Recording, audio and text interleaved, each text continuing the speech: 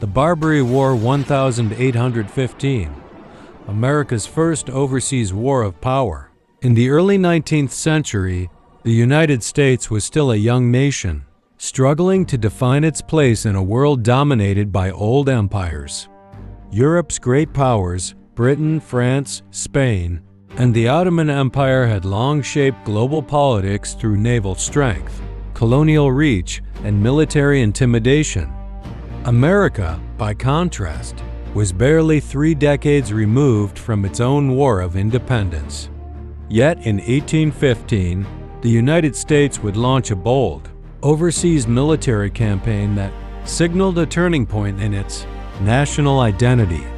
This conflict, known as the Second Barbary War, would prove that the United States was no longer willing to pay for peace, it was ready to fight for it. The Barbary Coast and the Age of Tribute. For centuries, the Barbary states of North Africa, Algiers, Tripoli, Tunis, and Morocco had operated within a system that blurred the line between state, authority, and piracy. These states, nominally part of the Ottoman Empire, relied heavily on privateers who raided merchant ships in the Mediterranean and Atlantic. Captured sailors were enslaved, ransomed, or forced into brutal labor. European nations, seeking to protect their commerce, often paid tribute in the form of money, weapons, or ships to secure safe passage for their vessels. Before gaining independence, American ships had been protected under British treaties with the Barbary states. But after 1776, the United States lost that protection. American merchant vessels became easy targets, and by the 1780s, U.S. sailors were being captured and enslaved. Lacking a strong navy, the United States initially followed the European model, paying tribute to avoid attacks. This uneasy arrangement humiliated many American leaders. Thomas Jefferson, in particular, despised the idea of paying off pirates. Yet the young republic lacked the naval strength to confront the Barbary powers directly. As a result, treaties were signed, and tribute payments continued temporarily, preserving peace at the cost of national pride. The First Barbary War and unfinished business. Tensions finally erupted in 1801, when Yusuf Karamanli, the ruler of Tripoli, demanded increased tribute from the United States. When his demands were refused, Tripoli declared war. This conflict became known as the First Barbary War, 1801 to 1805. Though limited in scale, the war was symbolically important.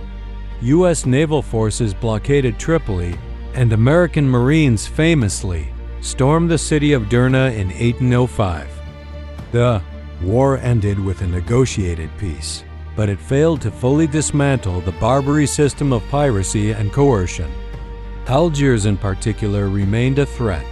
Still, American attention soon shifted elsewhere.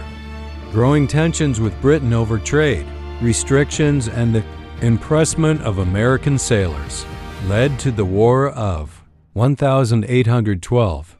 During this conflict, U.S. naval resources were stretched thin, and the Barbary states saw an opportunity. Algiers strikes again. While the United States was preoccupied with Britain, the Dey of Algiers, Omar Aga, resumed attacks on American shipping. American sailors were captured, imprisoned, and enslaved. Treaties were ignored, and tribute demands increased once more.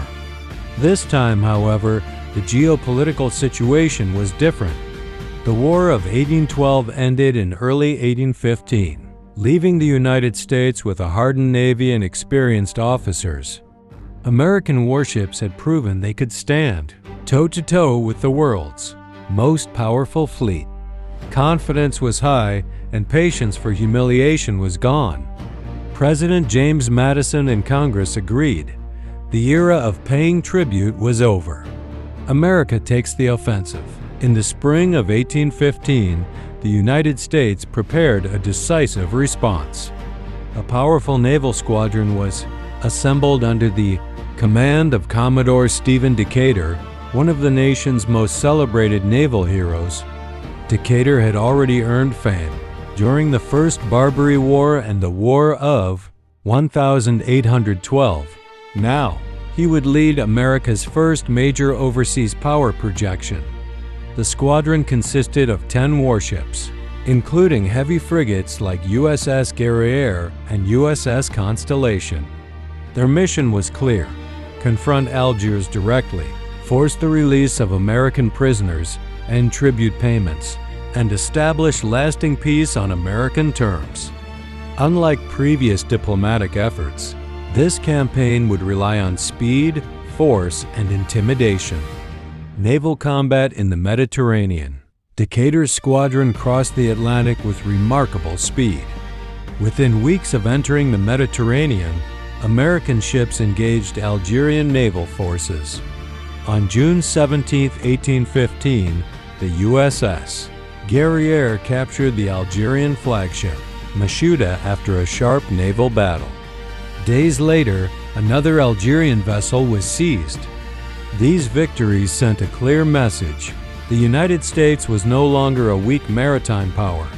Decatur now sailed directly to Algiers, positioning his warships within striking distance of the city's harbor. The Treaty of Algiers 1815. Rather than bombarding the city outright, Decatur chose a strategy of coercive diplomacy. He demanded immediate negotiations, backed by overwhelming naval force. The Dey of Algiers, shocked by the speed and decisiveness of the American campaign, agreed to talk. On June 30, 1815, a new treaty was signed. Its terms were unprecedented. All American captives were to be released immediately. No future tribute would be paid by the United States. Compensation would be paid for seized American property. American ships would enjoy full freedom of navigation. For the first time, a Barbary state had been forced to abandon tribute demands without prolonged war. Aftermath and wider impact. Though the Second Barbary War was brief, its consequences were significant. American prisoners returned home, and U.S. commerce resumed without fear of Barbary interference. More importantly, the war established a new principle in American foreign policy. The United States would use military force to defend its interests abroad. The conflict also influenced Europe. Britain and the Netherlands soon launched their own attacks against Algiers, further weakening the Barbary system. By the 1830s, French colonization of Algeria would bring the era of Barbary, piracy to an end entirely. Legacy of the Barbary War. The Barbary War of 1815 marked a turning point in American history. It was not a war of survival like the Revolution, nor a war of expansion like those that would follow. Instead, it was a war of credibility. For the first time, the United States projected power far from its shores, not as a colonial empire, but as a sovereign nation unwilling to be coerced. The conflict helped define the role of the U.S. Navy as a global force and reinforced the idea that American citizens, wherever they traveled, would be protected by their government. The war also left a lasting imprint on American military culture. The Marine Corps' famous line, "To the shores of Tripoli," remains a reminder of the Barbary conflicts and the nation's early struggles to assert itself on the world stage. Conclusion: the Second Barbary War may not occupy the same place in public memory as the Revolutionary War or the Civil War, but its importance should not be underestimated. In just a few months, the United States reshaped its relationship with the world, replacing tribute with deterrence and fear with respect. In 1815, on the distant shores of North Africa, the United States declared something far greater than victory over piracy.